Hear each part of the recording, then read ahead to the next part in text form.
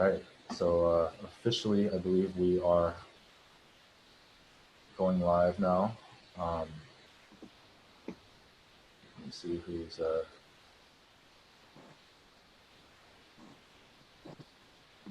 Okay, so we've got a lot of people logging on right now. There's, I don't know if you guys are looking at the panelists and attendee panel. You can open that up and see that it's expanding very, very quickly as people are being theoretically let in the front door. So for everybody in attendance here, welcome to USC School of Architecture Generation Next. This is the fourth installment. We've got an amazing collection of speakers here. But before we get started, maybe a couple housekeeping items. If you go to the bottom of your screen, you will see that there is a couple panels, one for participants, which you can pull out. When you pull out that participant list, you will see all of the names of the panelists that are on the panel here, as well as the attendees, which is at 223 and growing.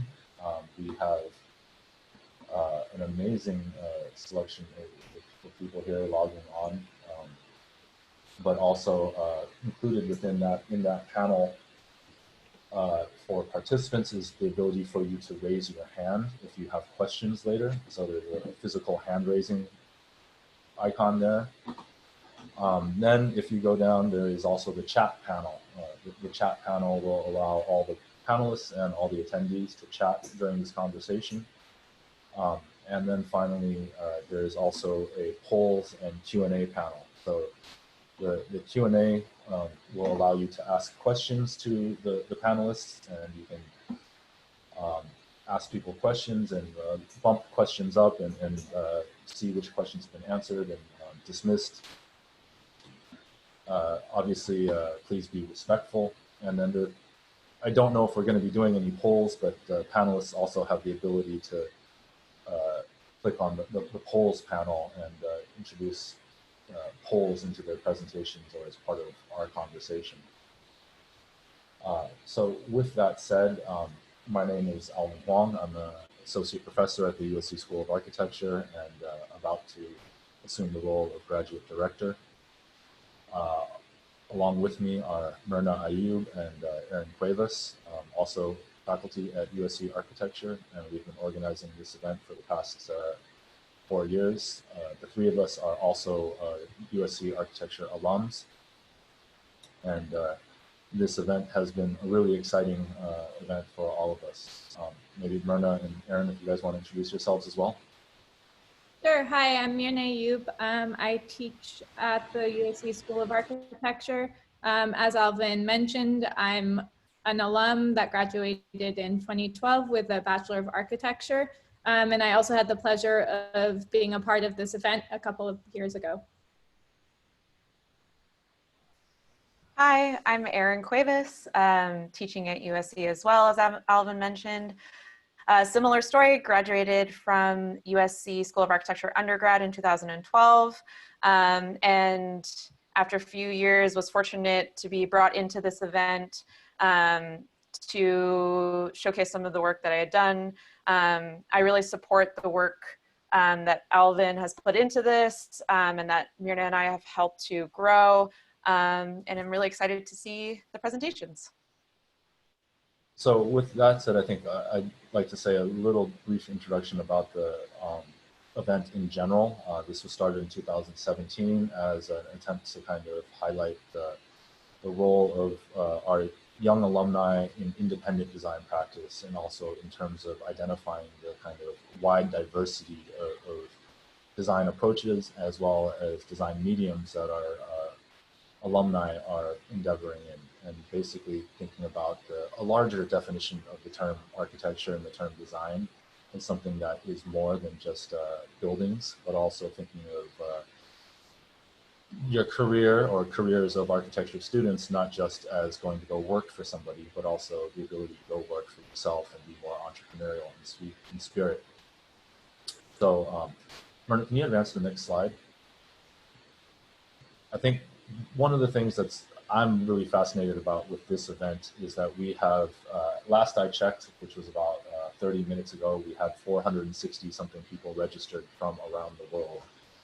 This is a map of all the registrations we have at that time. So we've got current students, faculty, staff, alumni, prospective graduate students, prospective undergraduate students, and non-USC.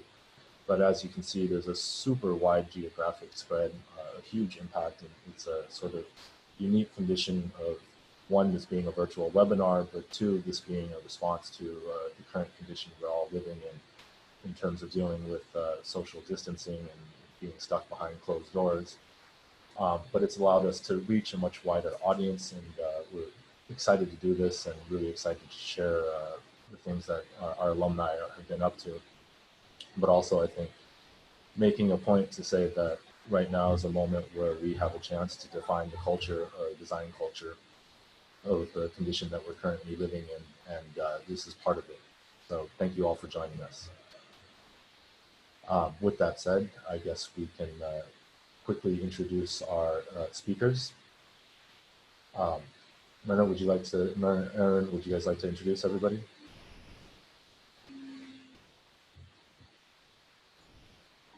Sure. Today we have 10 speakers. First up is Victoria Behner, who graduated with a B.Arch in 1995. Second up is Dan Brunn, who graduated from a B.Arch in 2000. Third, we have Fernanda Offerman, who graduated with an M.Arch. Fourth, we have Matthew Siegel, who graduated with a B.Arch in 2010. Then we have Taylor Cornelson, who graduated with a B.Arch in 2012. Lois Lee, who graduated in 2013 with a B.Arch. Javier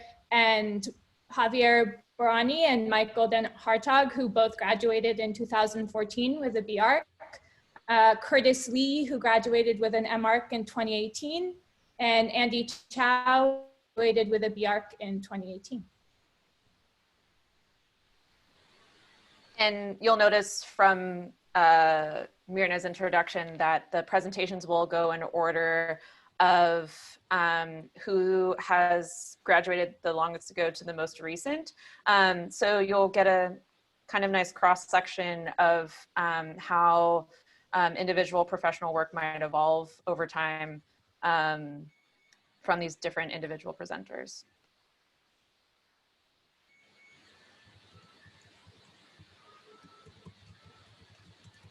The presentations are fast-paced. Each presenter has 6 minutes to talk, and the slides will advance. So we can kind of start with Victoria. We have a great diversity and range of topics.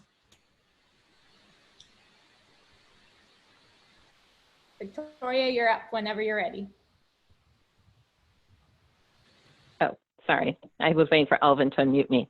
Hello, thank you so much for having me tonight. This is Victoria, and I graduated from USC in 1995 by B.Arch. Thank you guys for sneaking me into this program as well, because I'm about 5 years out of range, but I really appreciate being included. I went to SC, thought I'd be an architect, you know, just typical thing going through the firm, and I ended up in museum design, exhibition design. I've been basically from USC. I went to University of Michigan, got a PhD in history and theory. Then I thought I'd go into academia. From that, I studied art museums, also art museum display, that type of stuff. And then I found the opportunity in order to bridge both academia, architecture, and cultural institutions with a career as a museum professional. What you're going to see over the next, I guess, 400 seconds will be the overall exhibition design strategies at LACMA. I am the Associate Director of Exhibition Design and Production at the LA County Museum of Art. And during this time, I've been very fortunate to work with an amazing group of people, an amazing staff, and also some really awesome architects, artists, and designers. And because of all these people, we've been able to really increase the standard of exhibition design at the Art Museum. So going through, you'll see first when it just says LACMA exhibition design, this is design work that's been done in-house. Here is a project that I did. I was lead designer, but you'll also see examples of design by our present senior exhibition designer, Martin Stick, and Guillermo del Toro is one of his. And he's been really doing the bulk of exhibition design presently, and we're so lucky to have him. We'll also, basically, the way that LACMA exhibition design production is set up is that it's basically like a small design build firm. We have in-house design, and we also have in-house construction. We do a lot of construction. We basically do a huge amount of interiors. You know, each project, each major exhibition is approximately 10,000 square feet. We do about 40 shows a year, ranging, of course, from around 1,000 square feet to, you know, sometimes even 30,000 square feet. And so there's a whole breadth of projects, both in scope, in approach, and in strategy. And really having this architecture degree, I want to emphasize this, especially for the students, is absolutely important for exhibition design.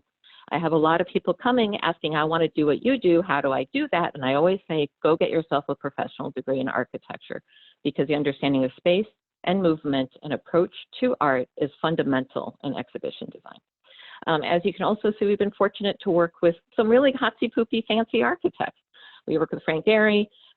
We also have been able to work with Fred Fisher, Michael Maltzin, also Amy Murphy with Michael Maltzin, you know, just a little shout out to SC, and Y Architecture, Johnson Mark Lee, some really great LA architecture firms.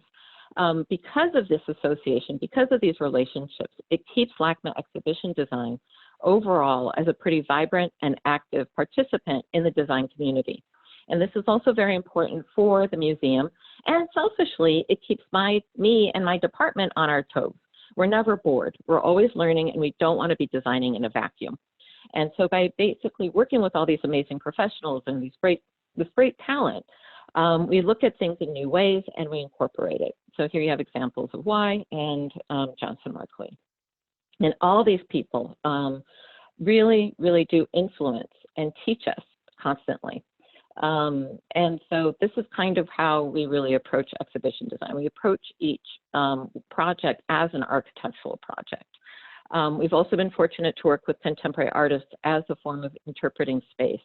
So one of my first projects at LACMA was working with John Baldessari, and also a former and unfortunately past exhibition designer, Bernard Kester, on figuring out the production of the Magritte and contemporary art.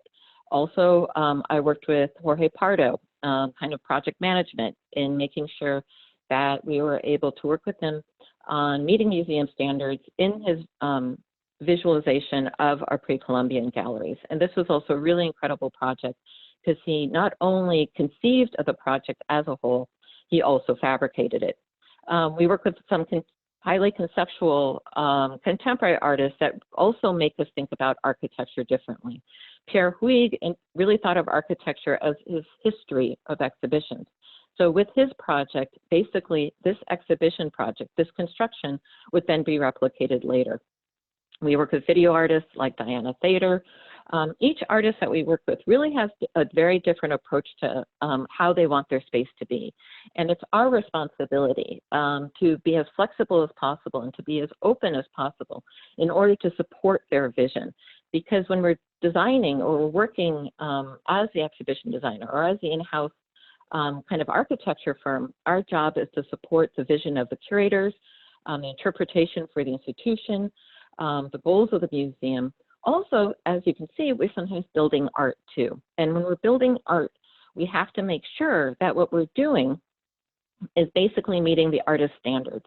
So sometimes we're building art as architecture. We have to pull permits. We have to do all that stuff too. You know, we're not exempt from that. I hang out in building and safety a lot. But because of that, this is where it makes it really interesting, is try to develop these spaces that are highly conceptual, really creating the art spaces, but also making sure that they are appropriate for the visitors and safe for the museum. And so these are basically all these different aspects of working in exhibition design and working for LACMA. Again, never boring. I love it. It's an awesome job. I can't emphasize that enough. And I'm always learning. And so even here with Inaritu, creating basically working with them to make sure that we can produce their space for a pretty intense virtual reality experience was also extremely educational. I mean, each one of these projects just teaches you all about entirely different disciplines. And then just to kind of finish, we also work on outside stuff too. It's not always inside the white box. And we get to work on just placing things, making sure that they're okay, that they're appropriate for the overall campus. Because the entire LACMA campus is an art environment, and we try to experience, or we try to make sure that the space is experienced for the visitor as an art environment. And it's Dan's turn. Yes, thank you. You mentioned Amy Murphy. She was actually one of my teachers at USC. She was my first. Yeah, mine as well. Actually, my second semester. Oh, she's the best. Okay. Really incredible. So anyway, my office, I'm really interested in, the built environment, and we try to get into any project that is feasible and realistic to do, at the same time trying to think outside the box while being within the box in a way. So for example, I'm showing Bridge House, which was recently completed, and our idea there was to literally bridge between, home and the public, and to create a house and a structure that is open, in essence, to the public. We're holding events there. We did a few AIA tours. We did a freeze event there for the art show that was happening. We're just continuing to do these kind of things. At the same time, I wanted to explore how we think about a suburban site. So here, instead of your typical front yard and rear yard situation, the whole house is turned at 90 degrees, and you have yard throughout the whole entirety of the lot. And really what I wanted to inspire is to get people to think how we could do creative thinking onto urban developments without having too much, let's say, geometric gymnastics. So everything is on a modular system and continues on that way it is. The house is also extremely efficient. Net zero, the structural steel is 90% recycled content already. We did not go for LEED certification, but we did try to source everything as much locally as we can, and to find out products that are recyclable. We also work with a lot of artists. So this is actually done for a friend of mine called James Jean, and we were able to do a renovation for his house. This was a original Frank Gehry commission, actually his first residential commission. And we got to basically go in from the inside out and rethink the whole building. And here you can see his little kid playing. And this was actually the first project that we ever designed for a young family. And it was very dear to me because it also meant that it was a condition that I was able to see for myself and to see the child grow. This was inspired by Japanese tea rooms. And again, this kind of connection from inside out. And the geometry is actually a resultant of an existing condition that is in this space. And we just literally connected the dots and ended up getting to the shape that you see here. The stairs were an inspiration based on Frank Gehry's early on work of more rectilinear linear lines in wood. At the same time, being able to connect to James's own work, which has a lot of like arabesque curves, kind of psychedelic. And we're able to create this inner courtyard. Here, so we also take on retail work, and we start from, again, like rethinking things. So a lot of people, when they think about retail, they think about maximizing the amount of glass. Here, we actually did the opposite. We reduced the amount of glass, creating a sense of voyeurism and creating intrigue. So I'm always saying in our work is to be able to lead somebody in and through a path. And this became like almost like a shrine towards fashion. And again, thinking about less is more, and creating this whole room is lit in such a way that you typically don't have downlights.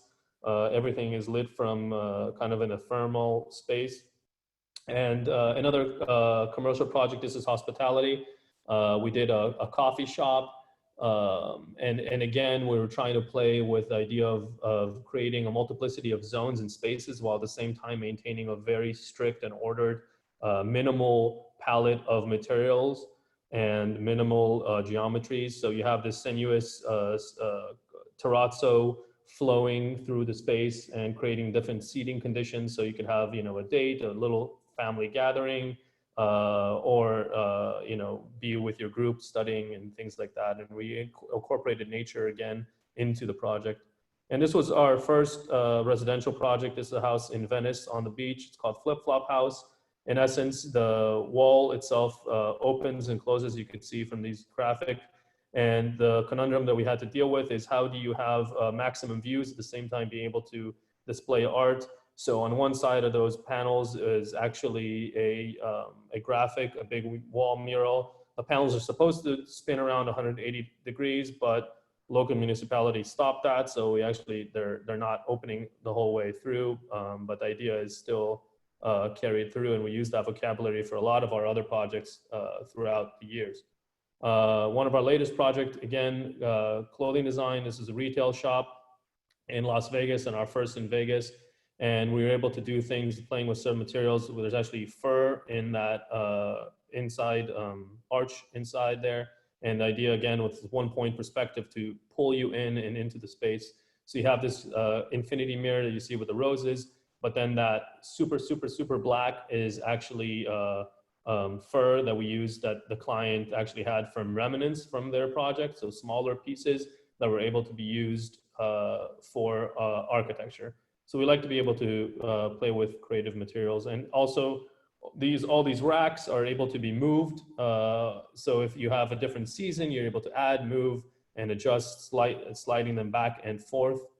And we did this glass shelving system on the left that you see that kind of looks like a Tron thing. And again, coming back towards residential, I like to play with the idea of how do you make things appear to be floating. So this stair has this truss rod that you can't really see. We kind of hid it in the corner, but to be able to create this geometry of something that appears not feasible and somehow is still there, yet it's so rudimentary and basic. And we also like to play with, you know, mid-century homes and renovations. So this was done for an Edward Fickett house up in the Hollywood Hills. And really it was about taking the existing notion and expanding it further to what it is and opening up the plan and opening it even more than what the original design was, but staying true. Thank you. Thanks, Dan. Hi, my name is Fernanda Offerman. I'm excited to be here and to show you some of our work. 15 years ago, I moved from Brazil, Rio, to study at USC, and since then I have been living in the US. I graduated with my master's in architecture from USC in 2005, and 6 years ago, my business partner, Jose Herasti, and I started Mutuo. At Mutuo, we believe in blurring the lines of our profession's boundaries in ways that allows us to proactively create meaningful impact through architecture. We search for opportunities to expand the architect's traditional role to have bigger influence on the built environment. Our goal is to use design as a catalyst for social impact and for solving complex city challenges. The first project you guys are going to see, it's a project where we were the architect, developer, and builder. The 3 residents sit on 3 small and narrow uphill lots in Los Angeles. The design explores a variety of outdoor spaces to maximize living areas. There is a large front terrace, shaded back patio, roof terrace, walkways that bridge over the adjacent hill. The project also explores the interplay of several construction methods and raw materials. Through the intersection of these materials are born crafted details. But perhaps the most noteworthy aspect of the design is the exploration of preconceived boundaries between private and semi-private space, and the intent to propose community interactions through outdoor living. The next project, the Southwest Museum, that's coming up. It's a historic and emblematic cultural center in Los Angeles, and it's currently underutilized. We envision 2 public spaces connected by the historic museum building, a garden of the past through revitalization of old trails connecting the community up the hill to the museum, celebrating its history, and a plaza of the future, a place for cultural exchange overlooking the city and looking to what is ahead. The new parking will fill in a topographic void and will be covered by landscape, bringing back the hill that once stood there pristine. The new building will make the site financially viable and will sit on the sideline across the valley from the existing community, reflecting the scale of this residential neighborhood. Next project I would like to show is an effort to help alleviate the housing crisis in LA. We have been researching and developing construction systems that we call affordable by design, ways in which design can reduce construction cost. This system is made out of prefabricated panels. It builds on the idea of diminishing the amount of layers necessary for construction. Each panel is structural, insulated, and already carries interior and exterior finishes when transported to the site. The design is based on a determined amount of pre-cut panels that can be arranged in many different configurations. The design can be incrementally expanded room by room for a small housing unit on a residential backyard to multifamily housing. Last year, Muto was honored with the Emerging Practice Award from the American Institute of Architects Los Angeles chapter. And I would like to repeat here some thoughts that we shared that day because it says a lot about how our stories impact the way we design. So it is. Our work is as much about empathy as it is about space. My business partner, Jose, and I are immigrants from Mexico and Brazil. Being an immigrant offers the invaluable gift of seeing the world through a new lens, the uncomfortable and exciting journey of discovering your way into the new culture humbles and above all, teaches about empathy. As an exchange, each immigrant offers a small window into the culture she came from, a unique perspective that depends on that person's experiences in that culture, her own story. What we love about Los Angeles, the place we live, is that when you look out, you see a multitude of tiny windows. If you get close enough to take a peek, you will discover another story. We design physical spaces that tell stories. A vibrant shade pavilion in Coachella Valley provides a place for interaction and cultural celebration. It gives visibility and voice to immigrant farming community of North Shore. Our work developing affordable by design construction systems like Boyle Tower, shown next, looks into simplifying the building process with faster and more affordable solutions for housing, a perspective we brought from our experiences in Mexico and Brazil. As we all know, having a physical space to call home is the first step in giving voice to the stories that have been silenced by homelessness. One of the hardest challenges we are facing as a society. This is the project Boyle Tower. This is the ADU pilot plan using precast concrete culverts. And the next one is like 5 stories, 5 units that we are going to do next. So architecture is to us the physical manifestation of people's unique stories and to reconcile a multitude of different perspectives. My hope for each student listening to this presentation is that you find places to study and to work that provide a framework in which you can explore your unique story that comes with your unique interests in architecture. Explore the boundaries of architecture into other fields, like some panelists here that you'll see did that. And think outside the property lines of your projects to find ways to have further impact whenever possible. I think I was early.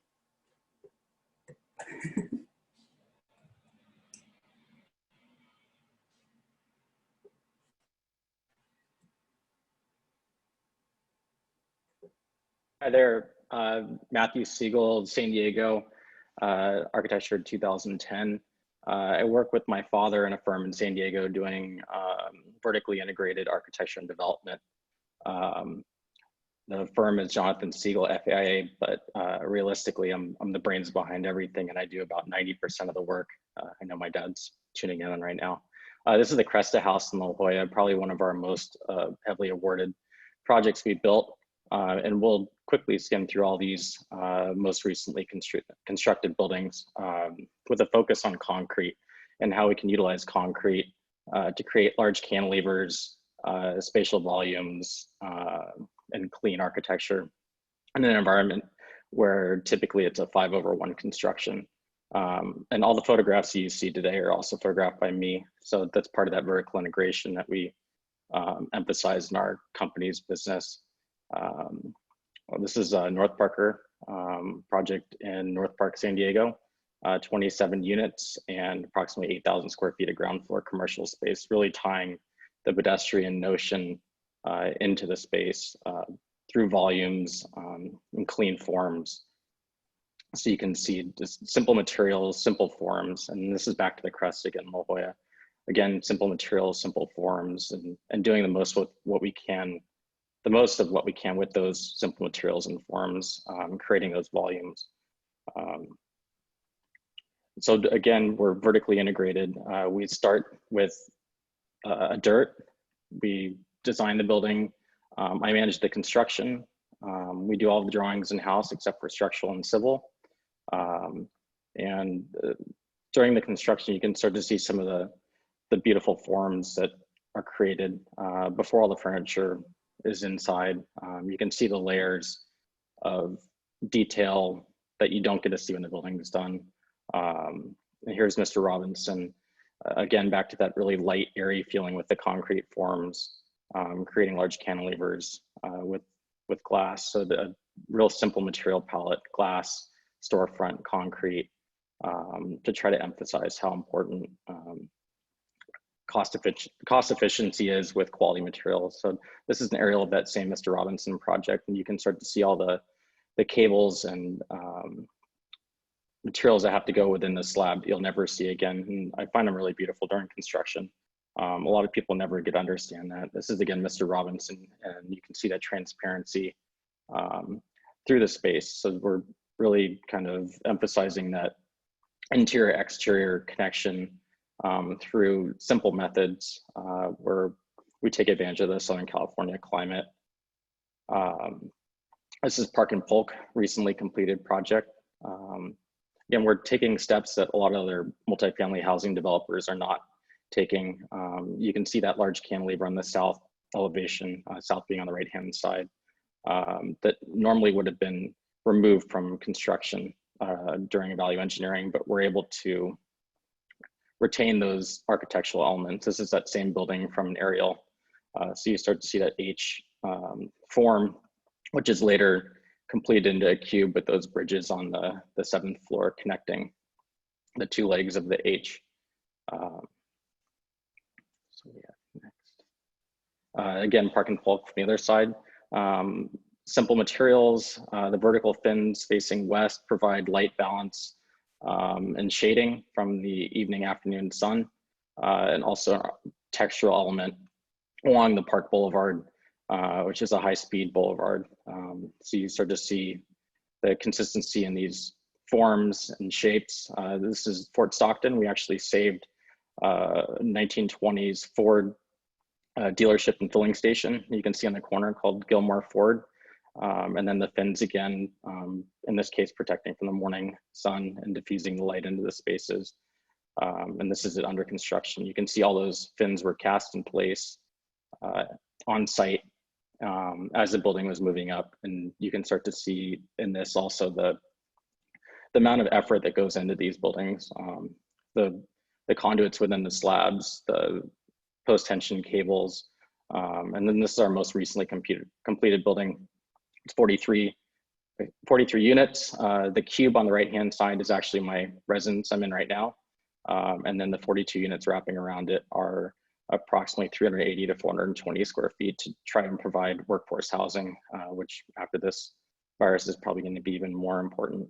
Again, this is under construction. You start to see the layering of everything and the complication of building these buildings. This one was especially difficult because the small site. This is a 5,000 square foot lot with 27,000 square feet of rentable space on it. And this took 12 months to build. There it is in context. You can see the interesting scale relative to the buildings around it. Again, my house is the cube on the corner with the grass lawn on top and then the building wrapping around it. So we do everything in-house, and that's something that I've learned over the past 10 years. You have to know a little bit about everything. And in our office with my father, we rely on each other very heavily because we have no one else to lean on. And that's significant all the way through the process, from initial development, performas, determining if a site's viable. This is my own project that I did as a side project. I don't have great photographs of it, unfortunately, but this is a 4-unit rehab of post office, and then I built a single 3-bedroom unit out back over parking. But it's really important to understand that knowing everything is really a necessity if you're running your own business. And I had the opportunity, the only client I've ever had is my wife. And this is her pharmacy that I designed in Little Italy. And a lot of people say it's too beautiful to be a pharmacy, but this is the future we feel. And again, that's actually below our house. So if you look, there's a cube on the corner and the pharmacy is directly below it. I think that's the last slide. So thank you. And hopefully that gave you some insight into our architectural office.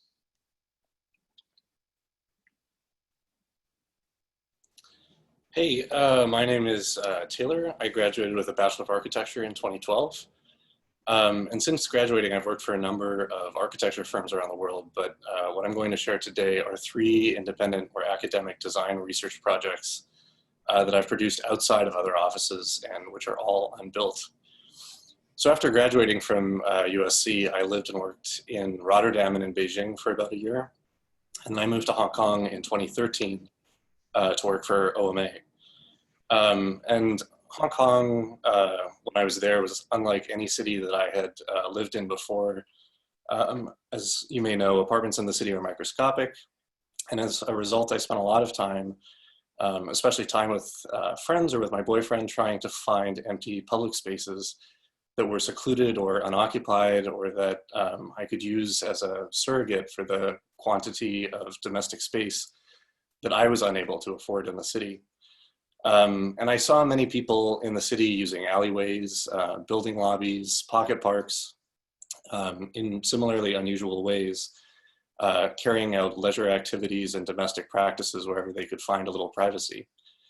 So as a result, in many ways, my strongest memories of the city were formed in shielded public spaces, small streets, on public piers, or in kind of secluded niches in the city's fabric. And I realized then that my experience of Hong Kong had actually very little to do with the city's most recognizable architectural icons. And instead it had to do with overlooked and well-connected public spaces that had been in the background to some of my most memorable times while living in the city. So as a result, I began to catalog locations in Hong Kong that had played host to some of my most significant experiences. And I ultimately formed a self-published book that you see excerpts of here. The photos were intended to implicate a past event or a moment in time. There are no people in the photographs, and I think this absence is intended to signal even more strongly events that may have transpired within the photo's boundaries. And this was really the beginning of a new combination of both lived experience and urban analysis for me, a new junction that would change the way that I thought about the city as public space, but also my own attitude toward architectural research. So I left Hong Kong in 2015 and I went to grad school at Princeton. And having left my life in Hong Kong behind, I wanted to translate the nascent qualities of my documentation of Hong Kong into a more projective scheme. So when I was back in school, I started working on a graduate studio project for an Olympic stadium in Tokyo, originally intended for the 2020 Olympics, which has now been canceled, unfortunately. So an Olympic stadium is typically enormous, expensive, and is only used for a few weeks, after which time it immediately becomes vacant and falls into a state of disrepair, leaving a kind of ephemeral monument to a very specific and singular event. So the premise of my own studio project was to create an Olympic stadium that is deliberately not an icon, but instead is more of a diffuse territory for sports and activities. So you could think of it as kind of a choreographed landscape in which tourists and locals could form intimate connections within small pockets of a much larger site, giving the Olympic grounds shifting meanings over time and potentially creating some of the highly memorable and yet seemingly unplanned public spaces that I had cataloged while in Hong Kong. So in this project, small pavilions on the Olympic landscape would constantly be rebuilt and reprogrammed within a larger area of sports fields. And the sports fields would be built from heavy stone, where the pavilions and the landscape would be fabricated from materials that deliberately deteriorate and erode over time. And so the site would constantly evolve, and new structures and shifting terrain would create an unpredictable and ephemeral registration of the original Olympic moment.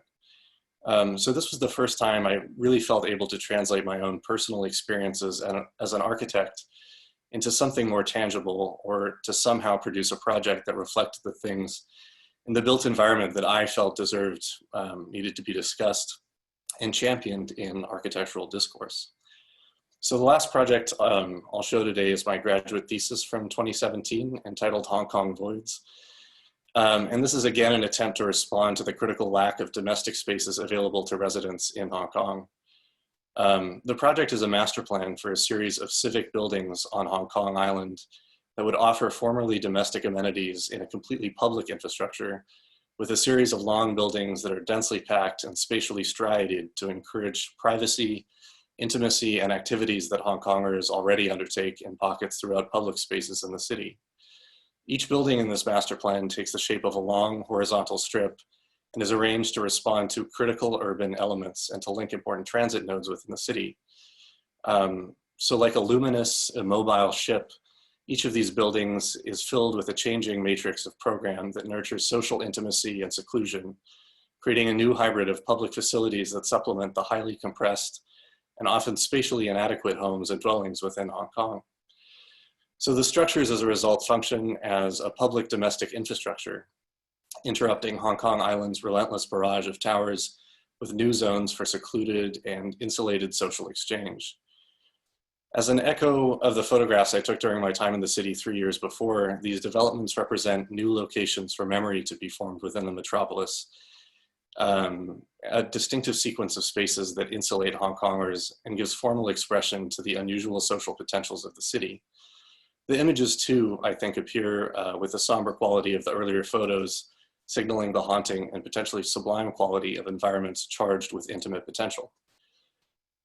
So as I continue to produce new work, I continue to feel that it's critical to latch on to your own fascinations and to really write in your own handwriting, so to speak. There can be a lot of uncertainty and doubt when it comes to making creative work. But the more I discover topics and ideas that really resonate with my own fascinations, the more I'm able to explore territory that I hope can encourage new ways of thinking about public spaces, cities, and social relationships around the world. Thanks. Hi, thank you for having me. I hope everybody is staying home healthy and happy. My name is Lois Lee, and I graduated with the Bachelor's of Architecture in 2013 and pursued a master's in specialized arts journalism at Annenberg the following year. During the week, I'm a designer at Co-Architects, but I'm here to talk about the work I do outside of that time, how that began, and the influence I want that work to have. Most actively, I've been using photography as a medium to challenge and explore the two fields. My appreciation for architecture really began while studying abroad my 4th year. I was able to understand the role of architecture for a city, a culture, and for people. I began to see, feel, and capture space differently. It came from a unique angle specific to experience. In returning back to thesis year, I realized that there was a disconnect. Like my eye and my photography, I knew that there had to be different ways in presenting architecture. Our plans, sections, elevations, and that money shot rendering really telling the story of architecture and putting it in context for the user. How are people really using the space, and how can it be more influential? Narrative and storytelling are vital in architecture, but why are we only writing the stories the way we were taught, the way it's been done? I've resisted writing. I've avoided it. I was never good at it, but I wanted to challenge myself to become a better designer, so I jumped into the field of journalism. Stepping away from architecture really made me see it more clearly. My first assignment in journalism school was to juxtapose two very contrasting things. And coming straight from architecture school, of course, I wrote about lines. I compared the cold, strict line at the DMZ, the border between North and South Korea, to Matisse's playful, loving lines and his mother and child in Italy. One slight change in the stroke would have changed both drastically. And this was where my influence began. It was a tough crowd, people who were there because they wanted to write. Unlike me, they were actually good at it with very little exposure to architecture. These were dancers, photojournalists, aspiring Olympic sports journalists, documentary filmmakers, and musicians. But it didn't take long. Soon enough, they too were seeing space. They were seeing composition, lines, and they were seeing shadows and forms. They were translating my words to space. I brought architecture to journalism. Every assignment had a twist on it with architecture, and I wanted to do the same. This time, rewriting architecture through the lens of journalism and photography. It was, and it isn't an easy feat, testing the norms. Getting someone to hear me, a minority Asian American female, standing about 5 feet tall, slowly through my work. Early on, a lot of people didn't have many nice things to say about me. In the slide coming up, you'll see some words that were directed at me and my work. My goals, intent, and values were overlooked, sometimes completely crushed, but I kept challenging it. I knew what I had to offer was different, supported by my influences, but also the influence I wanted architecture to have. So I kept pushing. I kept creating content. I was bored of still graphics, so I made simple animations. I pitched ways in which things can be diagrammed differently. I said yes to every opportunity. I made videos, and I started to put my photography out there for others to see. Slowly but surely, people began to notice, and they started to seek my work. Over time, it's turned to this. People look to me to be their second eye and offer ideas. AIALA graciously awarded one of my photos. I was able to capture some of the most hyped projects in my office.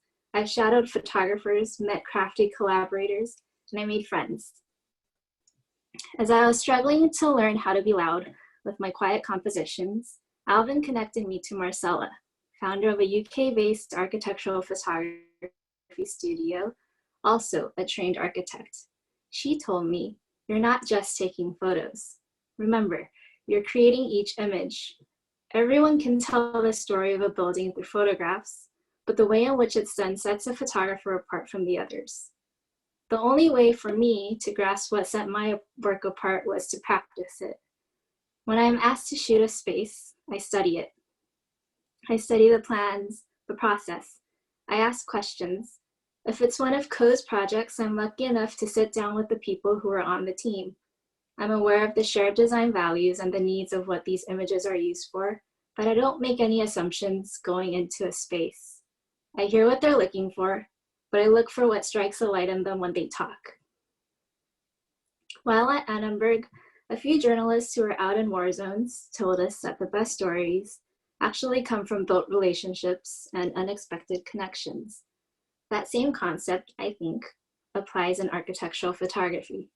I can easily replicate the renderings. Maybe I won't have to run around as much carrying my gear, and the shoot day could be a lot shorter, but the outcome is far more unique when I invest the time to experience the space and observe how the space is actually being used and lived in.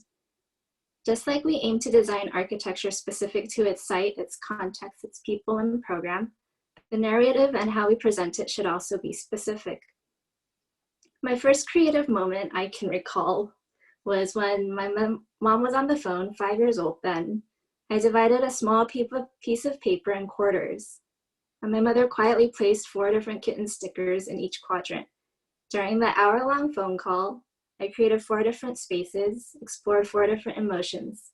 I filled each quadrant as if there were rooms for each kitten, like a dollhouse. There's one kitten sniffing a yellow flower, another lounging with a ball of yarn, one's learning tricks from its disproportionate human companion, and the last kitten is, of course, chasing after a tiny mouse also drawn with huge ears. I was creating architecture, envisioning spaces as experience. And through my photography, I realized I'm recreating just that, this time with people, and this time designing each quadrant through the frame, using the camera to form the architecture for the experience taking place. You can't say that this is a success story, but it's definitely a story of influence as I continue to challenge what architecture is and is becoming. The edges architecture touches and have yet to touch. Not recycling methods of how we show our work, but reinventing them to expand the influence and ultimately enhance the legibility of architecture. Thank you.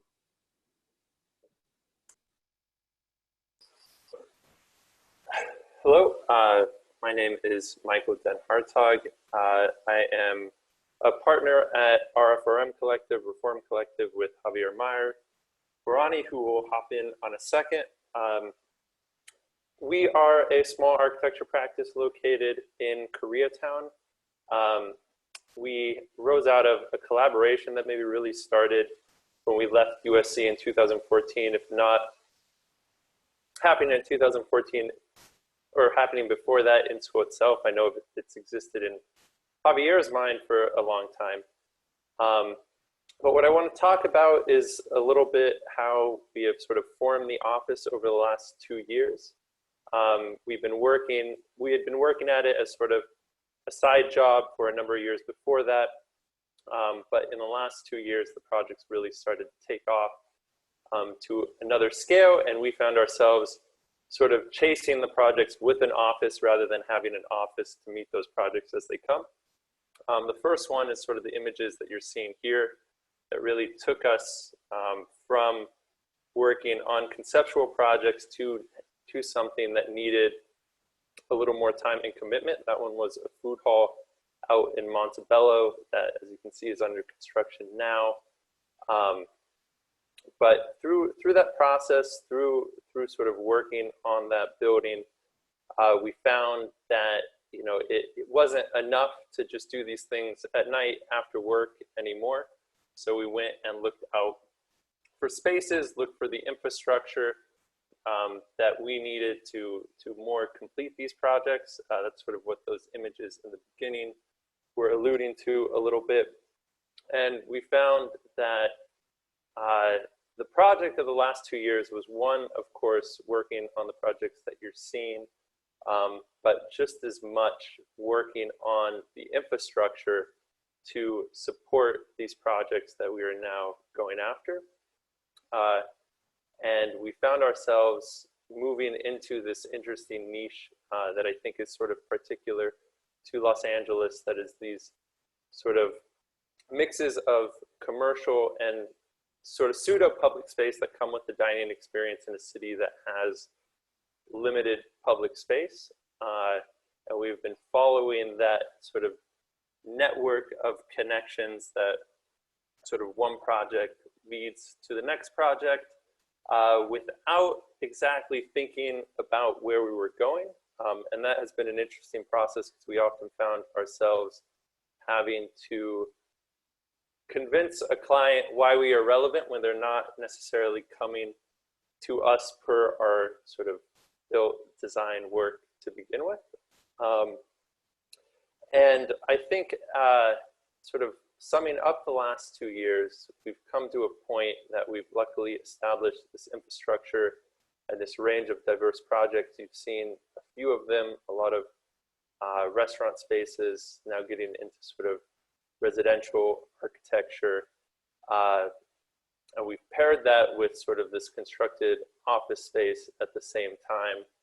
And are now looking a little bit more, which Javier is going to touch into, to make space to get back to sort of the design process and ways of making that I think us being sort of fixated on maybe some of the business aspects of architecture and how to establish those over the last 2 years, they've been put by the wayside a little bit. And now that we have sort of an ongoing array of different kinds of projects that you could see here, all of these are sort of projects we've just completed or are just underway. Javier will sort of break out how we've spent some extended time on one specific project. Thanks, Mike. Hello, everyone. So this image that you're seeing here is Tacos El Único. This project is particularly special to us because the client came to us after seeing some of our work on Instagram. So it sort of immediately created a relationship of comfort between us as designers and our client. Tacos El Único is a small-scale, family-owned Mexican restaurant chain. And the first thing that we began after we were tasked to design a new location for them in the city of Santa Ana was look at their existing buildings. What stood out to us the most was sort of the vibrant orange color that they used to paint their buildings. So we wanted to find a material that would not only have that same impact, but also begin to allow us to program space around it. So that material came to be breeze blocks. We wanted to begin to shape space through with breeze blocks. So you're seeing a set of diagrams in terms of how we organized that program. We ended up with 3 individual volumes that encompass the kitchen, the back of house, and the restrooms. Those 3 volumes live separately and come together through this roof shell that ties it all together with the breeze block walls that begin to subdivide that space and begin to blur the boundary between interior and exterior. One of the big things about this project was this process of building a physical model for the project. It was part of the design process, but it also allowed us to explore sort of the uniqueness of the building and begin to think about shadow, begin to think about scale for the architectural project. So one of the things that we're trying to do a lot more is get out of the 3D. Here you're seeing some renderings juxtaposed with sort of building that physical model. So what we're finding is that rendering, 3D, physical model building should all be sort of integrated in the process. And in client meetings as well, the 3D model, the physical model actually is sort of what we get the most response from the client for. So with that said, I think this is the last image. Thank you very much.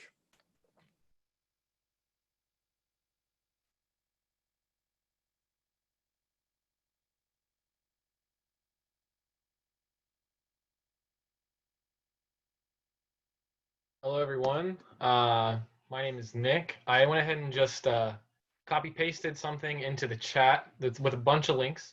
That's just going to give you some more information on the projects that I'm going to talk about. I graduated USC with a B.Arch in 2016, and I'm going to talk about technology and design, and so this is going to be a bit of a pivot.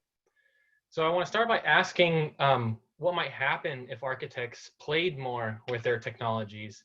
I think that we tend to relegate architecture into certain domains. You know, we draw these lines that are both literal and figurative that delineate what we do and what we don't do.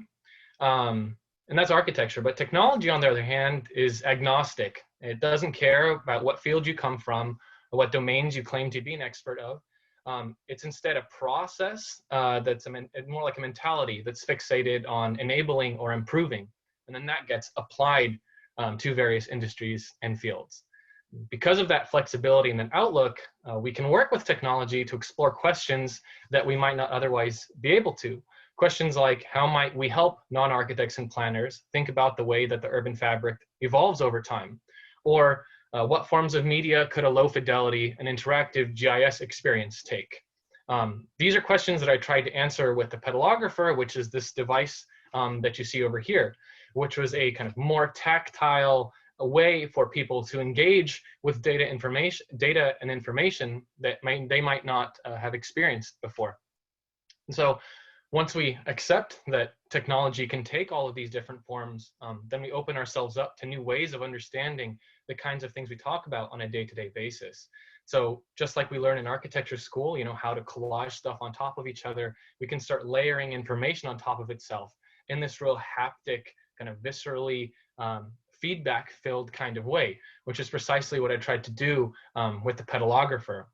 The goal of this project being is that I want to encourage people to experiment with time, space, context, and the lived experience, and the other factors that are a bit hard to kind of break down and abstract for people who might not be used to thinking that way. And just as we have big influence on the world as architects, we have even more influence as people and consumers, users, people who use technology on a day-to-day basis. We play games, we travel, and we're ultimately the most important constituent of the built environment. The teeming network of arteries and islands that we inhabit ultimately exists for and is influenced by our behavior as urban navigators. So one of the projects I tried to do is question, instead of asking technology how to get us where we would like to go, can technology instead get us to places that we might never thought of having gone to in the first place? So I moved further away from drawings and renderings and that sort of thing, and started going into the world of mobile applications. So I developed a game called Drifted, which is a haptic experience that gets you to different parts of the city entirely through your sense of touch. And the goal behind this project is to get people outside of the spaces that they're most comfortable with, and into new parts of the city that have been next to them for years, perhaps, that they've never ventured into. And of course, along the way, using this architectural approach with technology leads to some kind of complications and misunderstandings. I've been approached by a lot of people in developing these things that are suspicious of new people in new places. But I think that's a great thing, because every time you have one of these interactions, that's an opportunity to grow and to learn from. Ultimately, I believe that our role as designers is to playfully challenge the world around us to be better. And if we can leverage technology to do that, and if we can feel like we can take ownership of that, then I think we'll be far more capable of achieving that goal than we were before. So I talked about a physical device that was a kind of more tactile object, and then I talked about a kind of mobile app that's walking the line between the virtual and the physical. And now I want to talk about something that's completely virtual, and I wanted to explore the spaces that exist inside all of us. The same way when we're approaching a new project, a new site, we have to evaluate that site, and we propose a contextually sensitive response. I think in the same way, when we're approaching people in their most intimate, we also need to be as sensitive as we possibly can. What you're seeing now are images of a game called Nebula Within that will be released sometime in mid-July. And again, you can follow the links that I've posted in the chat to find out a little bit more. But the whole idea of this is to take the kind of sensitivity and awareness that I had developed creating architectural spaces for so long, and instead try to imbue that in these virtual spaces in the form of an interactive game. Of course, I wanted to create an experience that didn't only kind of confront you with these emotions, but also allowed you the space and the opportunity to work through them and to meditate on them, which is why I chose the format of a game, with the addition of course, enjoying in games a lot myself, and games having a big impact on me as well. I also wanted to talk about, because I'm creating this talk for people who are students and who might be interested in this kind of thing. And I know that everybody has a desire for perfection, and we want things to be perfect the first time around, but ultimately they're not going to be perfect the first time around. And approaching technology in this way is really scary. But ultimately, I think we have a responsibility to inject this kind of technological literacy into our professions. We task ourselves with a very intimidating but very daily attainable task of making the world a better place. And if we can instead stop seeing the world just as designers and waiting for people to say technology is ready for us now, and we start seeing it as design technologists, I think we can make a much bigger impact. Thank you very much. I'm gonna hand it off now to Curtis. Hi everyone, I'm Curtis Lee. I appreciate this opportunity to share my thoughts and stories of some of my projects, as well as my experience so far operating my interior design firm here in Los Angeles. I graduated from USC M.Arch program not too long ago in 2017. I did not participate in any of the career fair, and it didn't even organize my student portfolio.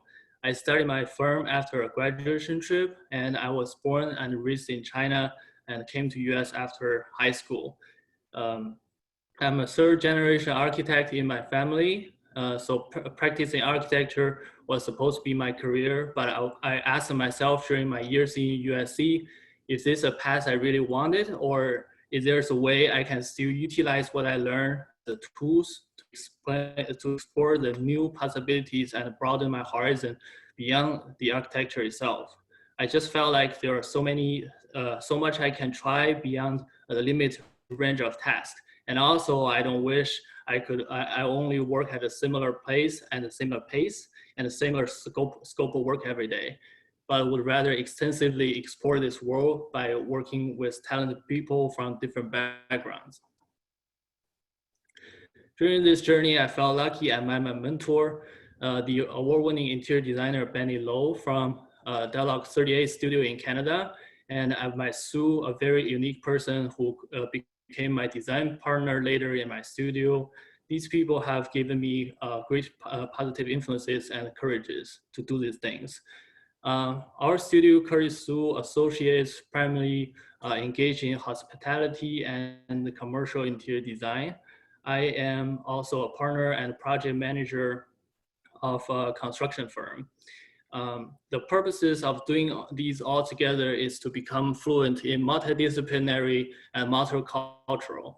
My position can be pivotal to bridge knowledges and the conversation, and also links of builders and designers together to share the same design pursuits. First, I would like to share some of my thoughts and I found interesting different architectural design and interior design. One lesson I learned at the beginning was to change my mindset for understanding a space from feet to inches. That means even a quarter inch would matter. If, for instance, missing a quarter inch, a set of trapezoid table won't be able to reconfigure seamlessly. And when we were first time designing a bench, I started to realize how many details I can actually put in for that just 2 or 3 inches. Same galaxy for many of the projects we did, like this one, Matcha Village in Satell, West Los Angeles, and the Wushlan Boba in Westfield Century City.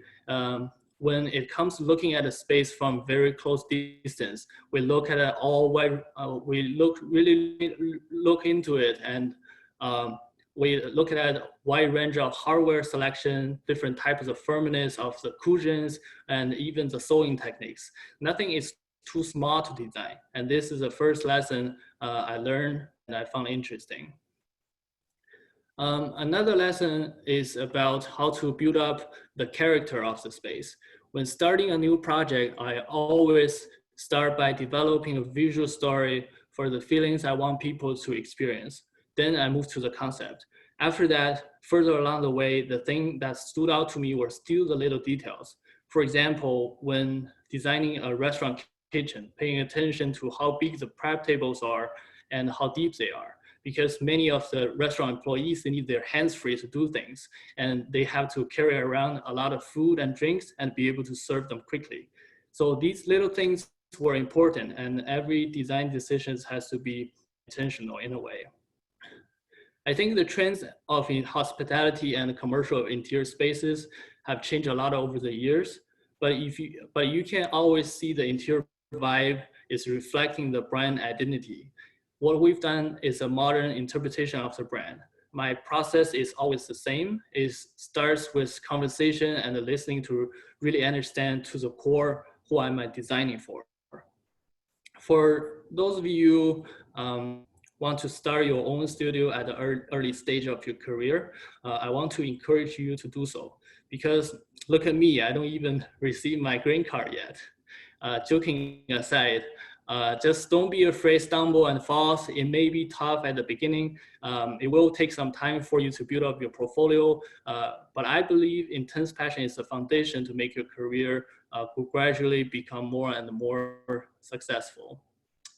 In my case, the key to manage the persistency is to remain a curiosity about everything. Stay curious will keep you innovative and keep your mind open, whether you've been in your career for a year, 20 years, or 50 years.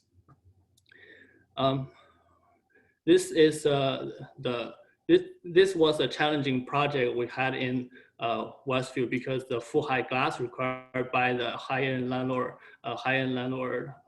Westfield. So we participated in all different phases. And at the end, I want to share a casino project. It's what you guys can see here, which is this one we're doing right now, which is a 10,000 square foot fine dining restaurant located inside the Plaza in Las Vegas. And we participated in all design, permitting, and the construction phases. It's opening soon, and I plan to be at the restaurant when it's debuted to the public. I hope the emotions will be high, and I want to celebrate the energy and excitement with everyone involved. And I think the magic moment is where the employees wear their uniform and they're ready to open. And so by the time the design will become alive. Hope you guys enjoy my presentation. And if you want to know more interesting stories behind the scene, please follow us on Instagram. Thank you.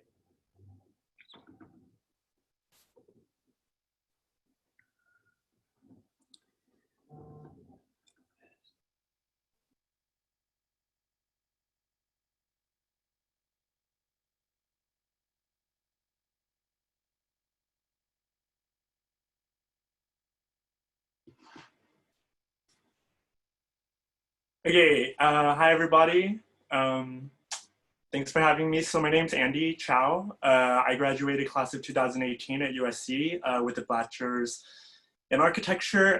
By day, I'm an architectural designer. I do mainly high-end residential and hospitality, but I'm here to talk about my secondary design practice, which is my supper club, and kind of how my design philosophy relates to that and iterates itself in my food. I've always had a fascination with design and food. So by the time I got to architecture school, I was already volunteering to host catered events with the School of Architecture. And yeah, I was expressing my own personal style then. When I got to study abroad during Barcelona, weekends, me and my colleagues were in the city. We would host a weekly dinner for all of us. And just as expats, we would use local ingredients, and I generally tried to keep the dinner down to about €7, and it became something that we all looked forward to on a weekly basis. Later on in Barcelona, even our design faculty were wanting to get involved. You can see that email on the top from Kim Coleman. So we were getting local faculty from La Salle, our local architecture school, coming in too. And I think it just made a good space for food and conversation within a design environment. And when I got back from Barcelona, I was starting to get into kind of event spaces with food, and thanks to a lot of faculty support, I was finding myself being invited to share my cooking from dinners and airplane hangars to student exhibitions. Yeah. So when I graduated from USC, I moved over to West Hollywood, and I was working in the high-end residential sector, but it moved me into a really small apartment. I'm living in a place that's probably 250 square feet. So it's small, you can see it behind me. And in the first couple of months, it was pretty lonely. So I started inviting friends over for dinner. And initially it was informal, but just as it was, developing over time, the supper club seemed to evolve, and it developed its own style and formality. I think that was due to kind of the popularity it got in terms of the social media engagement it got on Instagram. Friends were starting to bring their friends, and I was getting requests for invitations and experimenting kind of left and right. So a typical supper club generally starts with who I invite. It's a pretty curated list of people, group of people that I'll have, and I think they'll have good chemistry, or it's a group of friends. And I'll draft up the menu, and you can see a couple of the menus here, and I'll post it up on Instagram kind of as a preview. In terms of how the dinner is determined, originally my meal started at a budget of about $7 per diner, but now that it's gone on and gotten more complex, it goes between $7 to $14 per diner. I like to use, I basically base the menu most heavily off of my diners, so what they like to eat, their cultural backgrounds, dietary restrictions, what they might be in the mood for that night. And I think this is where my own personal design philosophy comes through most strongly. in the food. I spent a lot of time in my professional work in the high-end and bespoke part of architectural design, and the biggest takeaway, I think, is that true luxury doesn't rely on the value of the material, but in the relationship a person has to an object, especially when they know that it was made for them. So one of the major facets of the supper club is the interaction that the diners have with me and their food. During the course of a dinner, my guests will see me actively cooking their food in front of them. I'll plate it in front of them, and we can all enjoy it after. And of course, you know, we generally have a great conversation by incident. And, you know, if you ask me, I think there's a special kind of space that food makes around itself that lends people to letting down their guard and having good company. The supper club itself is a pretty stripped down form of dining, if you ask me, by virtue of its constraints. My kitchen is incredibly small. It's just a fridge, a sink, and an oven all next to each other, and there's barely any counter space. And the food is consistently served on the same 3 or 4 plates per dinner. We all sit at a pretty small table, which I'm actually presenting off of at the moment. And I think what results when you get all of that in the stripped down dinner is a space where the main priorities are the food, the people, and the conversation between them, and maybe a few glasses of wine. And going back to how stripped down it is, if you see any whipped cream in here, I shake it in my shaker bottle because I don't have room for any kind of whipping in here. The supper club's been a huge kind of secondary creative outlet for me while I've been working in the design industry. It's introduced me to a lot of people from all walks of life. I've been invited numerous times to cook in a lot of different spaces. I've done events. This is actually Alvin's niece's wedding right here that you can see. So we did the event there. And this is a dinner that I did in downtown, for example. So even though the supper club is pretty much, you know, it's headquartered in my kitchen, my tiny kitchen, or my tiny apartment, it travels with me sometimes. And I think wherever I go, the supper club kind of goes with me. The food, of course, is the center of the supper club. And I think that the constraints provided to me by my kitchen, my space, and the diners have really given me a lot of motivation to innovate. I think to date, I've probably hosted over 30 of these dinners, and you know, there's a whole bunch of informal dinners that I just don't technically count as them. There's different themes. These are 2 Halloween themed dinners that I did, just kind of a play on how kitschy Halloween can be.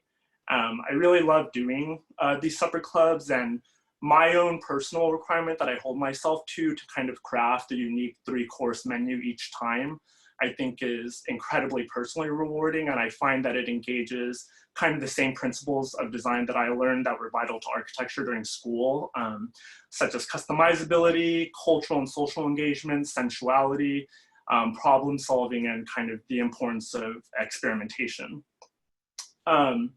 My personal takeaway from this ongoing design practice is that if you're passionate about a craft or any form of design that you do, don't feel limited by the constraints that you have, and instead use them to bring forth something new and experimental. I think it's also super, super, super important to share and be communal with your own personal design practice and your products, because the engagement between what you make and the people who love what you make is probably going to be your strongest motivation. So this is my kitchen, so you can see how tiny everything is. Thanks so much for watching.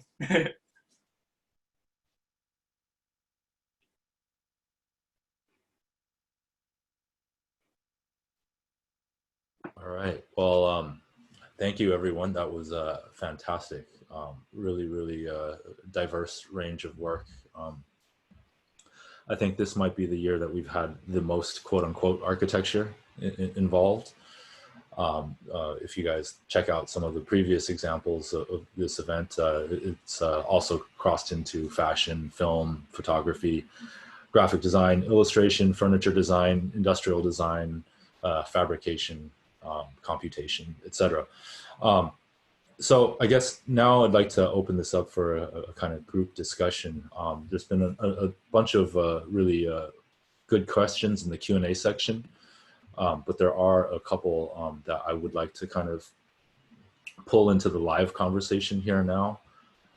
One from Edgar Devora Roman, who asks, question for all presenters. The idea of working independently instead of in the traditional firm environment, I imagine, is a daunting task. And I'm just curious to hear some of the challenges either initial challenges when you started out or even challenges you're facing today, and how you faced those circumstances. Also, was starting your own practice always a goal, or did that desire thought come after finishing your collegiate education? So I'll just open that up to everybody, and you guys jump in and respond.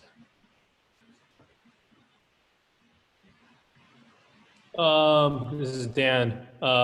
So I think for me, I'd always had the notion that this would happen, that I would start my own office. I didn't know when and how to meander through all these different challenges. And the challenges that we could talk about today won't be the challenges that you'll face, that's for sure. And I think one thing that's always helped me along the way is to never compare my practice to anybody else's practice or anybody else's experience, to ever say, oh, well, this person X did this by this age and this person Y did that by this age.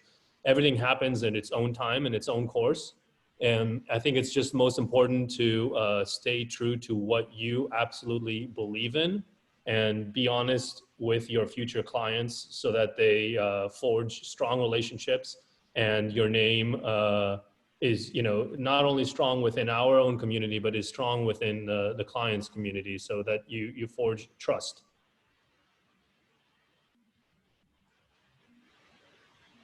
This is Fernanda. I would like to, yes, I always wanted to have my own practice. I didn't know exactly when, and when Jose, my business partner, invited me because he was starting, it felt like the right time, but it's never easy. It is the journey. I mean, like when you're in office, to us, it was like, first we need to find our own place, right? Because we had been working for big architects, like big names, and seeing architecture through their eyes. And it took some time for us to kind of, in a lot of conversations, to see what do we really care about?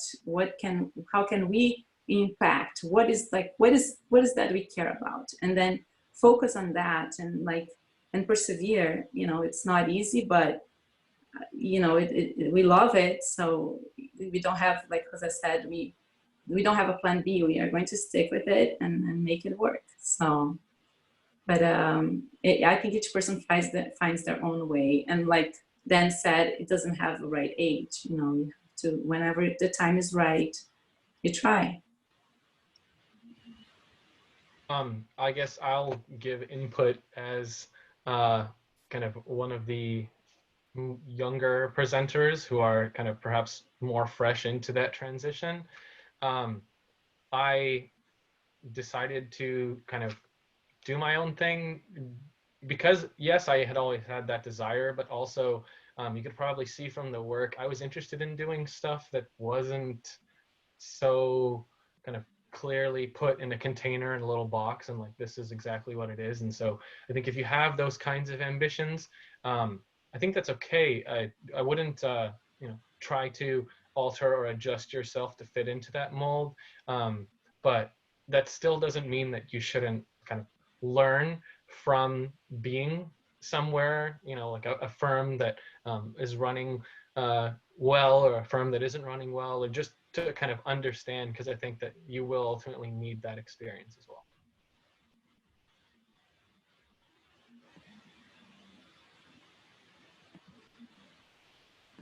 Anybody else want to jump in? Yeah, I'll jump in for a second. You know, I'd say what was important for us is like discovering how you can create the client base. And I'd say, you know, I largely benefited from the work Javier had done, you know, for a long time. And you really, I think,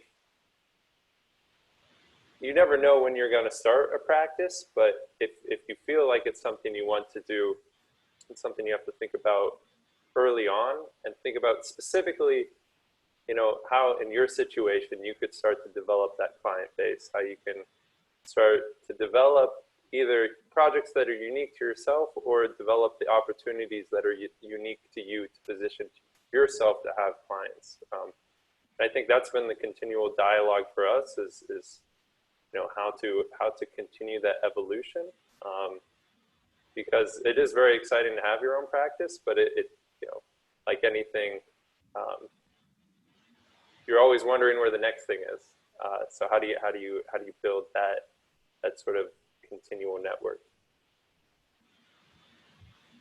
I mean, I think personally, as a practitioner myself, and as well as an academic and an architect, I think one of the things that maybe you guys can all speak about, which, let's say Taylor and Nick, you guys are looking at more sort of academic research-related practice, and Andy and Lois, it's almost tangential practice, right? Like something that's fed off of your kind of design influence.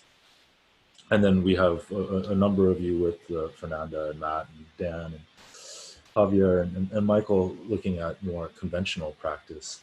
But I think in the realm of those things, I think the notion of practice is also one which you have to kind of frame in the aspect of your own voice and how you're approaching the work, whether you're thinking of it as a more service-oriented endeavor or a more intellectual formed endeavor, or in, let's say, with Andy and Lois, almost as a hobby turned career.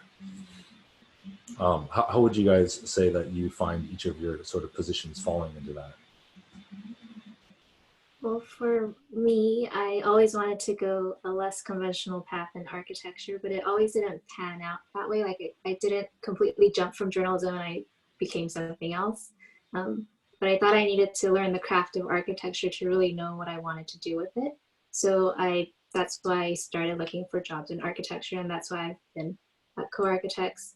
And I think I'm choosing specifically to pursue architecture in parallel with my photography work so that I'm getting better at it both. And I think that's what sets me apart as a photographer, that I know that aspect of it. And then when I look at myself as a designer, I'm able to craft the narrative better because I think I see ahead of time what that visual narrative wants to be or how it could be more influential for a project. Yeah, same. I mean, kind of similar to Lois, I find that I'm just kind of doing both things at the same time because they're kind of activating two different things. I think one of the things that I find is that maybe what I don't find satisfying about what I'm doing on the professional level is kind of the long-term weight that I get before I'm able to be rewarded by seeing my final product. And the food, the cooking and the supper club kind of allows me to get that frustration out and kind of get that immediate gratification.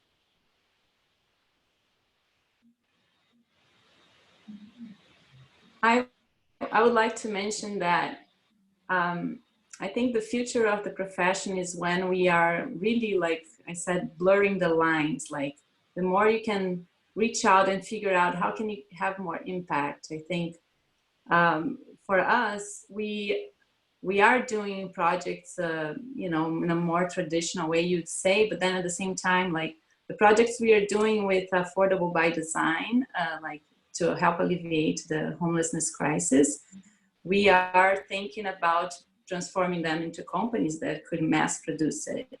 So like the work that we are doing, like when we are building those houses in the hills, we were the developer. So we are trying to reach out, like whenever we see there's a need, we are involved with advocating for the advocacy for the profession.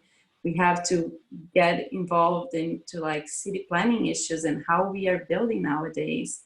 And because that affects the work we do. And so I think the more the architects expand this defined boundaries of the profession, the better off we are. Like, so that's what we try to do. I want to say something. At the beginning, is the client hunting could be problematic and challenging, especially for us. For me, I started right off school, and unlike people accumulate experience and portfolio project at other firms, it's hard. Sometimes it's hard to convince a client you don't, if you really don't have much built projects. But I would say utilize what you're good at and just utilize your different, to embrace the difference.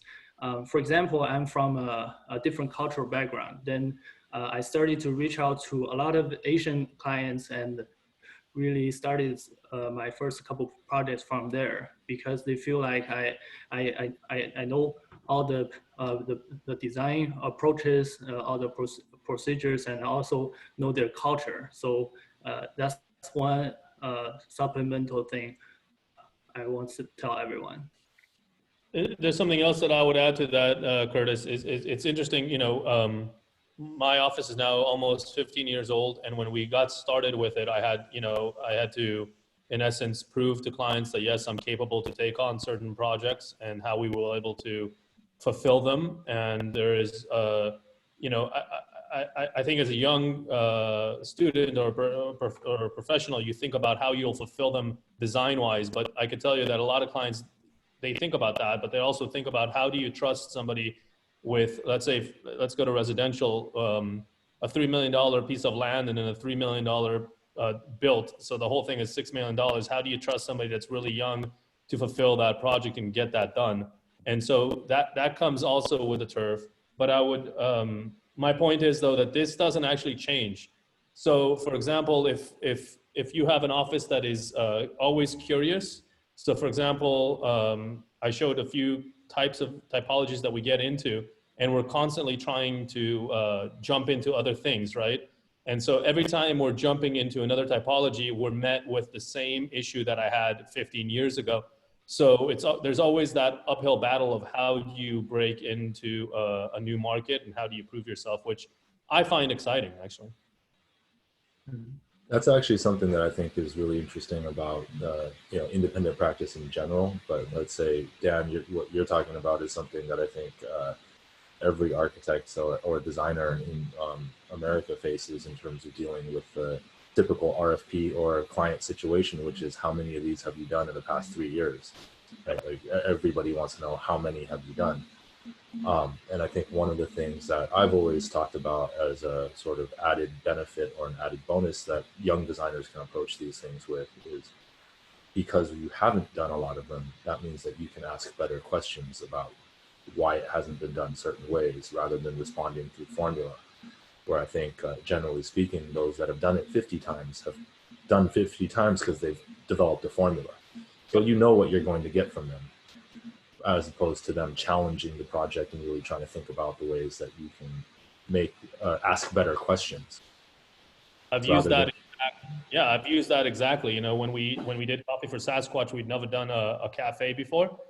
And I had to explain to the client that we won't have you know, an encyclopedia to riff from, and everything we do is going to be brand new.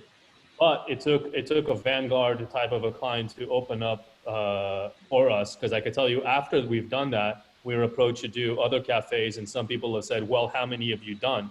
Even though we were able to prove that this one was successful in terms of business and design. So it takes, I would say, don't get miffed when you find out that person, because no matter what, they weren't going to hire somebody who was, you know, starting off. Hi, I was wondering if I could also interject something. It's Victoria. Basically, I'm kind of in this funny position where I'm not working independently. I actually work for a major institution. But one thing I want to emphasize is that there are actually there's quite a bit of architectural opportunities at other types of institutions that people don't realize actually exist. So for instance, the thing that I'm doing now, I didn't know I got to do when I was in architecture school. It was only really through, you know, kind of from one step to another step. I was like, this seems like the perfect job. And it was this amazing opportunity that I got an internship, and I was able to kind of follow a certain career development. And actually there was one quote Lois had on her presentation, like all those kind of doubtful questions of like, why are you doing this? Or why can't you do this? Or what's this? And I remember I actually had an advisor in grad school that said, you can't be an architect, you can't be a museum professional, and you can't be an academic at the same time. You have to pick one. You have to choose one path to basically determine your next step.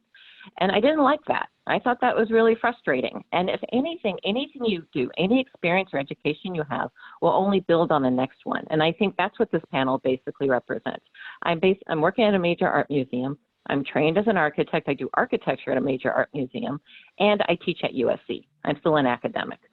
So I want people to kind of understand that your interests and your loves and everything that you're doing, especially as students, you can only build on. And anything you've done, they can never take away. And so that's what's kind of it's really inspiring to see, especially with some of the recent graduates, and amazing work that you guys have been doing. I'm the curmudgeon here. So I'm just like super impressed by the level of production and the quality of design work you've all been doing. So thank you again for including me. Well, Victoria, if you're the curmudgeon, then I am definitely the senior citizen here. But I think one of the points that you're talking about here is actually something that I'd like to maybe ask the panelists to think about in terms of their experience at USC, what they've taken away from that has really helped them. Because I think in terms of architecture, I think it's one of those things that I point to oftentimes as the last remaining true liberal arts degree that you can get, where you can go and study architecture, but you're actually learning about philosophy, culture, history, technology, science, the built environment, politics, all of these things, but you're also learning how to ask questions, lateral problem solve, meet deadlines, present, convince people about your ideas. What are the things that you took forward from your education at USC that were the foundations for what you're doing now? Yeah, I would say I jump on the last two things you've said that are the most important, which is to present and convince people of your ideas. So like, there's so many people competing even in the architectural field, be it an RFP, be it an RFQ, that the critique process in school is so important to be able to communicate and convince why you are the person that they should trust for this job. And there's no right answer to that. There's no reason generally no reason, unless there's something going on behind the scenes while you're, leaps ahead of someone else. It's really sort of a subjective thing. So, besides any course, any specific set of skills, it's really that sort of skill set of sort of projecting and defending your ideas that I think architecture is really specific for, because of that critique and presentation process that's built into the curriculum. Yeah, I would, I think because for me, I mean, it might be a little hard to see the parallel between kind of the B.Arch, which is the 5-year degree, right? It's not the 4-year degree, and then what I'm doing now, which is kind of seems fairly largely removed from architecture. But I think if you substitute the fact that you're designing for the built environment, and kind of you threw in something else in there, a lot of architects like to design furniture.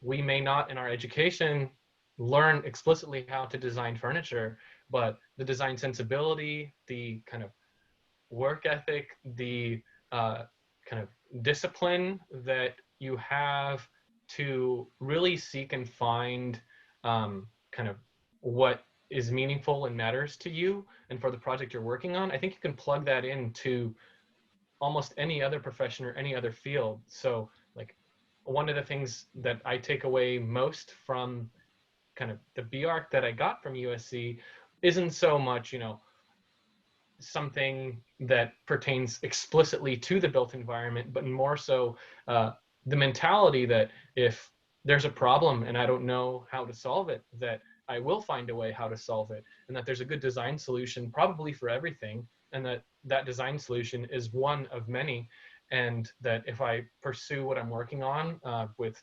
diligence and integrity, that things will work out. So I think that's one of the best things that I took out of my education.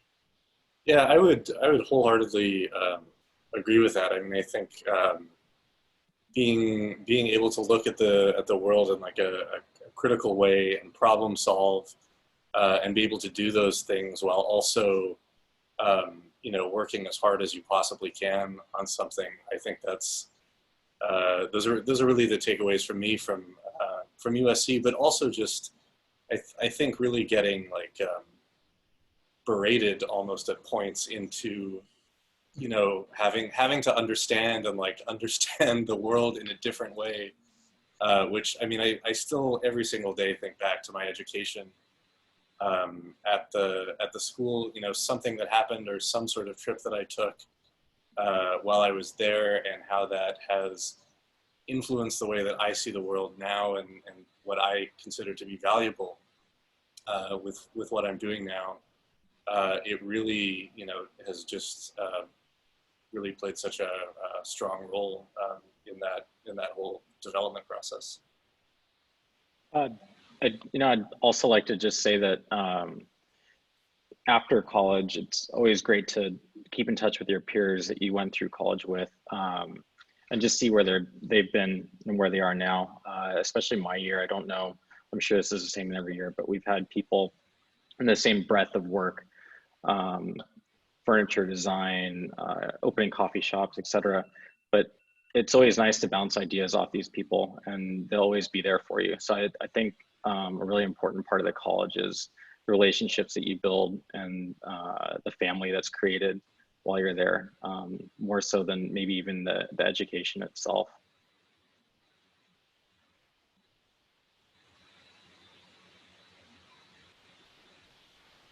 And I guess I would also just echo one last thing is, I think everybody in their presentations talked about having a sense of responsibility, that, you know, the work that you're doing isn't just to make a living or to make something that looks beautiful, even though those are great things as well. And I think that, you know, always thinking about why I was doing the thing that I was doing while I was at USC was really valuable, because I know that I could have, you know, done something or gone somewhere where my environment didn't kind of really press upon me the importance of, like, hey, you have, you know, you have the opportunity to make a difference. So what are you going to do with that opportunity? Are you going to kind of stick so adamantly to your design that everybody who uses your design is going to kind of curse you under their breath on a daily basis for your decision because you were stubborn about it? Or are you actually going to take things to heart and do what's best for people? So I think that's one of the most important things too.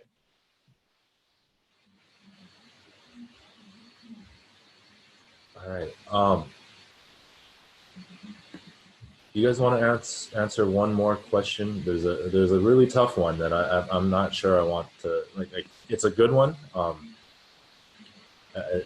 do the tough one. All right. Well, whatever it is. This is from Ken Coates from Architect, and he is asked a really good one here. So, to all, I'm curious. Architecture is often the lagging creative discipline when it comes to responding to current events. Now we are operating in a technologically advanced world, and yet the pandemic is moving faster than our culture can respond. In essence, we are modifying our behaviors to the virus. How do you see, or can you conceive of an architecture responding as fast or faster than the facts on the ground? And just to add to that, there were a few questions that were following along a similar vein. So if there are also thoughts in terms of how you've prepared your practice to face a challenge like this, or how you see your practice transforming, there were some questions about that as well. I think just off the start, I mean, I think a lot of people have, you know, said that what is happening right now is really forcing architects to question their role in the world, because architects, you know, arguably want to bring people together and want to form social relationships and want people to get as close together as possible. And, you know, that's the majority of the work that I showed today. And current events are really, I think, making everyone kind of rethink how to do this, and especially in a culture which changes so quickly, and with current events that are changing so quickly. Yeah, I think it will probably take the discipline quite some time to reconcile how to, you know, adapt to something like what is happening now, where, you know, the facts and information and the social practices that we undertake are changing, you know, on a completely daily basis. It's a really formidable challenge. I actually think, you know, it's a very good question, obviously, but you know, architecture by itself, I think, is actually a very slow progressing profession. And my friends who are in all these other professions are always stunned when I complain to them about how, let's say, construction is happening or even a bidding process is going. So I think design-wise, things are going to go really slowly, but I do think socially and the way that offices are run, that will change really quickly. I could tell you that, you know, we always had like a VPN in my office, and there was always an opportunity to go off-site. But we actually closed the office a week before the mayor announced anything. And I ended up running out to buy like a laptop for one employee like a day before. And I could pretty much tell you that after all this is said and done, and seeing how impressed I am with the employees and how well they have adjusted to this and our productivity level, that I will change at least the way that our office is run, and I will offer at home, you know, maybe once a week or something like that at your own discretion. For as long as everybody's keeping up the productivity, I don't see any reason why to go back to the way we were working before. I found that I myself had been more productive, and I've had a better mental ability to focus on certain things, because we do have, and I saw another question about an open plan. My office is an open plan, and I don't have the privacy to be able to, let's say, jump onto a few emails and to concentrate on PR if I need to do that, for example. So I think that's how architects will respond, and probably the smaller offices are going to be responding really quickly. And I remember a year ago, I think I was invited to a panel for Interior Design Magazine. They talked about the workspace, and it was really interesting because there was a lot of really big giants of workspace design. And I basically realized, I think even last year, I said, you guys are all kind of failing, because that's all going to change. People are going to be working from home. And this only spearheaded this and pushed us and catapulted us into the future way quicker. This is Fernanda here. I agree with Dan about these changes in the workplace, but I would like to add that humans need interactions, right? It's part of the human nature. So I feel like this virus is like a 1 in 100-year event, approximately. And so like, I feel like the things would go back at some point to a new normal, because it's not going to go back to what it was. But, and I think many people will suffer with economy. And so I think there's going to be lots of consequences. But I think the fact that humans like to live in groups, humans like to be in touch and in contact, I think that will not change. We might have to have periods where that happens again, that we have to isolate ourselves, and we'll have to have this flexibility to come and go from this state of like now having to isolate ourselves, which is very weird. But the other thing I would like to say is that what's I think we really have to think about is like, how can we build faster? Why, like in China, they built this hospital in, I don't know how many days. 8 days. 8 days. Can it be done here? A hospital being built in 8 days. So it's like, I think that's our big one of our big challenges in LA. I'm speaking specifically of here. Is time to be. So from idea to planning and to the process, the whole process, there's a lot of red tape, and it's really hard to get something built. So when you really need something built fast, like even for housing for homelessness, that hasn't been achieved yet. So that's together, and a lot of movement there too. No, you bring up a really good point. If I could, Alvin, you know, there's a question I've thought about a lot, considering that when you think about the kinds of technologies we use on a day-to-day basis and the perception that we have of those technologies as being kind of really kind of rapidly evolving on the one hand, and then on the other hand having architecture, which, like, the image of architecture is an unmoving physical object that kind of is permanent in the landscape and doesn't respond to the environment. And so I think that that dichotomy is like very clear. but I don't think that that necessitates a lack of response from the architectural community, because ultimately I don't think individual people pursuing their kind of own ambitions in vacuums without communication with others are ultimately going to kind of contribute to the change that we'll see. I think architecture is more of a spectrum, you know, where you have, you know, academics on one side, you have practitioners on the other side, but then you also have, you know, people doing exhibit design, or people doing some of the culinary stuff that Andy was doing. You know, you have a lot of other members in the spectrum that help to fill in the gaps where architects typically don't fill. And so I think as a collective effort, if everybody, not just, you know, capital A architecture, creating buildings on the ground, like, you know, hooray, I think that's really good. But I think that everybody has a responsibility to kind of move forward and be a little more progressive. And I think that those of us who have the luxury of not dealing explicitly and kind of singularly with kind of buildings and construction and that sort of thing, I think it's our responsibility to lead that charge, so that when everybody else looks around, they can look around and say, oh, you know, we're not doing that. We should actually be moving and evolving and changing faster like everybody else. Yeah, I think what Nick says is pretty interesting, because the building maybe is very slow, but what we're seeing just, you know, in the past week is the way you inhabit a building can change very quickly. And it's those ripple effects that we have to sort of chase down. Because what does it mean? You know, one side effect of the working from home more is that we have a lot more empty office space. And, you know, where does that lead us to another solution? Where does that lead us to another step? Because, you know, something, you know, I think we talk about in our practice a lot, just because we are, especially in a time like now, trying to figure out how to keep things going. Because we do deal with, you know, right now, a lot of commercial work, a lot of restaurant work, all of that stuff is sort of on hold.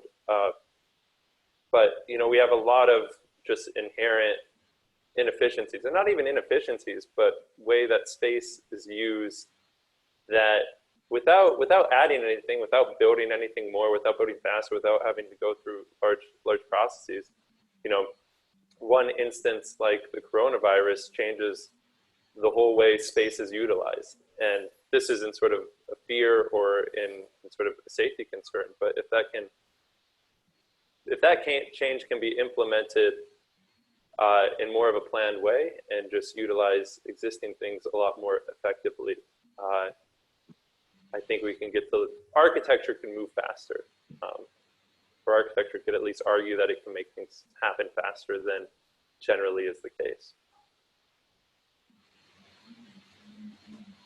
Yeah, I think one of the things that we can really try to think about here is the fact that you've seen in the last, let's say, 4, 5, 6 years, design has become far more political, and I think design being far more political is very deeply connected to our current world economic political situation, and as we see with music or art or film, every creative discipline tends to be a contextual authorship, right? So authorship takes place within the context of current moment, a current era, a current zeitgeist. And we will, you know, because of this virus, I'm sure, just like we will see many babies born out of this generation of colonials, we will also see lots and lots of music made and lots of films made and lots of books authored that are responding to this. And likewise, I think design and architecture is going to be one of those mediums that is also responding to this, whether it's directly or indirectly. But the situation is one that is inescapable. We're at a moment where historically this is an unprecedented event that never in history has on a public forum here, but let's say has the stuff hit the fan in a way that it's affected literally the whole world at the same time, as opposed to a select group of people. And so as a response, I suspect that architecture, and Ken also pointed out the work of Mitch McEwen over at Princeton, who's And I also want to mention the work that Elizabeth Shelby Doyle is doing over at Iowa State, where both of them have turned their digital fabrication labs at both of those two schools into 3D printing factories for producing N95 masks. And they're now trying to leverage their design abilities and their design capabilities in a very rapid way to respond to the situation, and trying to assist those that are the true hands on the ground fighting the situation. But I think in any case, architecture is proven that, you know, it is a wide spectrum of opportunity and endeavor that we can look at. How we approach architecture and design is something that is far more than just buildings. And with that, I guess I would like to close and thank everybody for their participation. It was really great, fantastic event, really great presentations. Thank you all for making this a success. Thank you. Super impressive. Thank you. This was great. Thank you, everyone. Thank you. Thank you. And one last plug for anybody who's interested. Next week, same time, same place, we will be hosting another event called Technology is the Question. No, technology is the answer, but what is the question? And that's really kind of interesting discussion, which will kind of talk about some of the things we just ended with. All right, thank you. Bye, guys. All right.